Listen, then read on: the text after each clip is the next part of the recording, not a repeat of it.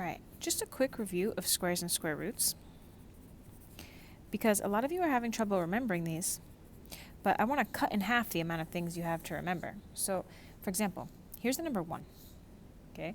1 squared equals 1 times 1. That equals 1, okay? Now, because of that, the square root of 1 is equal to 1. Now, 1 is not a great way to illustrate this, but let's do 2.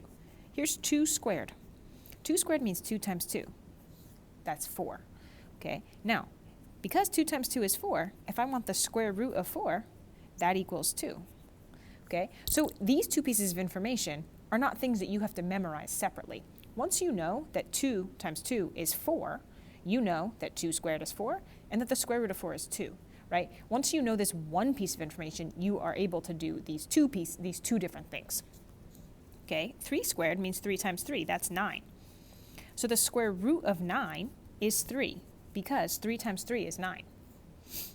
4 squared, 4 times 4 is 16. Therefore, the square root of 16 equals 4, right? Because the square root of a number, I'm asking, what number can I multiply by itself and get 16, right?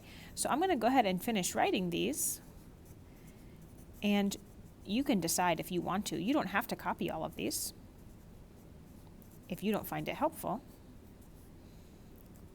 But what I want you to understand is that you're not memorizing 30 different things, you're memorizing 15 things, right? And then, right, each of these things gets you 2 pieces of information, right? If I know that 7 squared is 49, then the square root of 49 is 7. That's just one piece of information, okay? As long as I know what square and square root mean, that's just one piece of information, okay? The square root of 64 is 8, because 8 times 8 is 64, okay? 9 squared is 81. So then I know that the square root of 81 is 9. 10 squared is 100. So then I know that the square root of 100 is 10.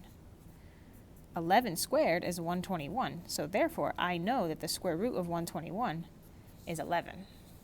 Okay?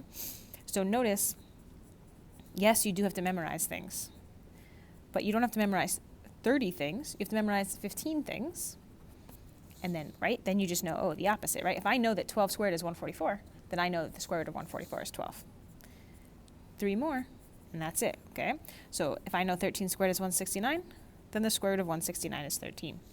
If I know that 14 squared is 196, then the square root of 196 is 14.